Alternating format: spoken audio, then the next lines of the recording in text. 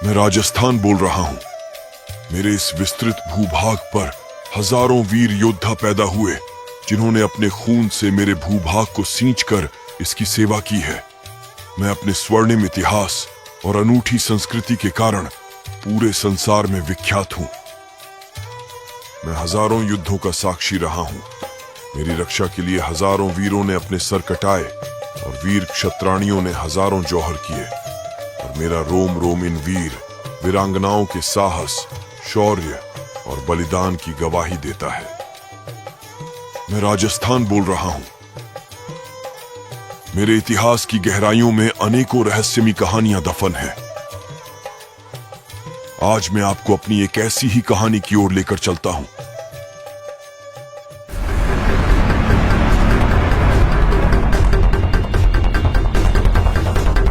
यह कहानी है मेरे एक अभागे गांव कुलधरा की, जो कि जैसलमेर शहर से 17 किलोमीटर दूर दक्षिण पश्चिम की ओर स्थित है। इस गांव को भूतिया गांव के नाम से भी जाना जाता है, क्योंकि लोगों का मानना है कि यहां पर आत्माओं का वास है। दिन में तो यहां पर्यटकों का सैलाब आता है, परंतु शाम ढलते ढलते यह गांव सुनसान इलाके में तब्दील हो जाता है। यहां पर लोग रात में रुकने से कतराते हैं। पुराने खंडहरों में कुत्ते बिल्ली की डरावनी आवाजों के अलावा कुछ नहीं सुनाई देता। खंडहरों को चीरती ये डरावनी आवाजें इस गांव के आतंक को और गहरा कर देती है। इसलिए यह गांव आज तक वीरान पड़ा है। मगर यह गांव पहले इस तरह वीरान नहीं था। यहां पर भी लोगों की हलचल हुआ करती थी। वे अपने परिवार के साथ यहां बसा करते थे। इसके आंगन में बच्चे खेल कूद किया करते थे। परंतु एक अभिशाप ने मेरे इस गांव की खुशियों को ऐसा ग्रहण लगाया कि आज तक यह गांव अपने अतीत को सोच सोच कर रोता रहता है। तो चलो, मैं आपको लेकर चलता हूं इस गांव के इतिहास की ओर। इस गांव की स्थापना 13वीं शताब्दी के पूर्वार्ध में पाली से आए पालीवाल ब्राह्मण समाज के लोगों ने की। इस गांव में करीब 400 से अधिक घर आबाद थे। ये गांव माता रानी के मंदिर को केंद्र में रखकर उसके चारों ओर फैला हुआ था। इसमें कुल 3 मार्ग थे जो विभिन्न स्थानों पर पतली गलियों द्वारा मिलते थे। गांव के पूर्वी भाग में छोटी काकनी नदी के रूप में एक सूखी नदी है। पश्चिमी भाग मानव निर्मित कृतियों की दीवारों से सुरक्षित है। इस गांव के लोग वैष्णव धर्म के अनुयायी थे।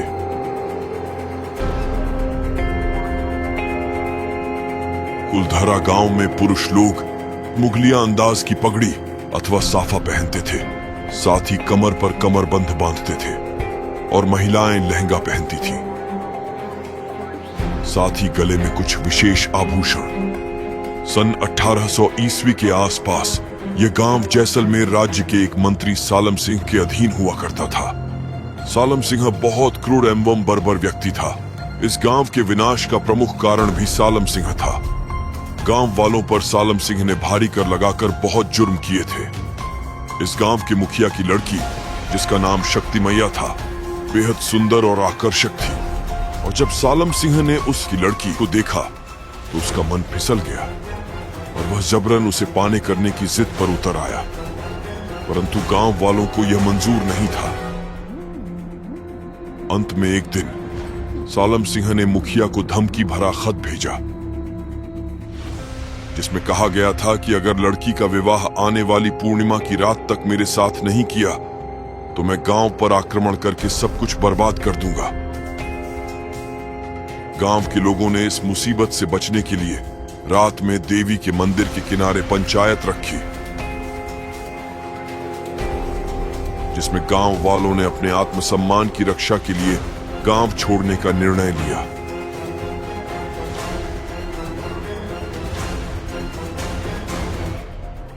और अगली सुबह कुलधरा कुछ यूं वीरान हुआ कि आज परिंदे भी उस गांव की सरहदों में दाखिल नहीं होते।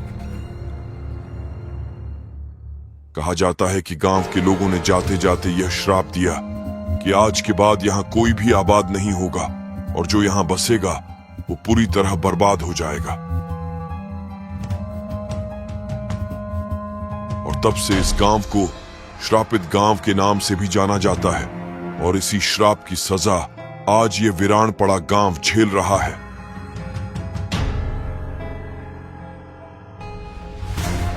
रहस्य की बात यह है कि ये गांव वाले गांव छोड़कर कहां गए, इसका आज तक कोई सबूत नहीं मिला। कुछ इतिहासकार इस गांव के वीरान होने का कारण सूखा और अकाल जैसी प्राकृतिक आपदा को मानते हैं। माना जाता है कि आज भी कुलधरा के बासिंदे यहां की सुनसान गलियों में अपने अतीत को ढूंढते रहते हैं। ये वीरान पड़ा गांव अपने अंतिम समय की प्रतीक्षा कर रहा है और शायद अपने बासिंदों के वापस लौट आने की उम्मीद में इसके खंडहर अभी भी जीवंत है। ये गांव खंडहरों में तब्दील होने के बावजूद आज भी मेरी सभ्यता और संस्कृति का अनूठा परिचायक है। मेरे इस गांव को पालीवाल ब्राह्मणों ने सुनियोजित तरीके से बसाया था। इसकी वास्तुकला पर आज भी इतिहासकार हैरानी करते हैं। राजस्थान पर्यटन विभाग ने इस गांव को पर्यटन की दृष्टि से विकसित किया है। यहां दिन के समय बहुत सारे पर्यटक घूमने आते हैं, परंतु यह गांव आज भी उन पर्यटकों में अपने बासिंदों को खोजते रहता है। रात के समय में यह गांव अपनी सुनसान गलियों और घोर सन्नाटे के साथ अकेले रह जाता है। इस गांव के अधिकांश घर खंडहरों में तब्दील हो चुके हैं। कुछ घर तो रेत में दफन होकर अपना अस्तित्व खो चुके हैं, परंतु इस गांव में आज भी 13वीं शताब्दी की संस्कृति की झलक देखने को मिलती है। इस गांव से मिले एक पुराने स्तंभ शिलालेख से पता चलता है कि गांव में तेजपाल नाम का एक ब्राह्मण हुआ करता था, जिसने गांव में एक बावड़ी का निर्माण करवाया था। यह बावड़ी आज भी अपने अस्तित्व को उसी तरह संजोए हुए है।